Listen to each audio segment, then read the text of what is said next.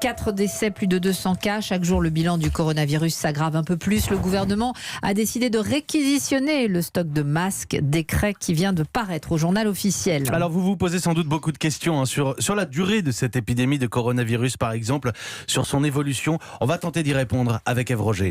D'abord Ève, est-ce que l'arrivée du printemps ou même de l'été peut arrêter l'épidémie ? Et la réponse est non. Quand un virus respiratoire émerge à partir d'un réservoir animal comme le Covid-19 et qu'il circule pour la première fois, peu importe la saison. En 2009, par exemple, le pic de l'épidémie de la grippe H1N1 en Angleterre avait eu lieu au mois de juillet.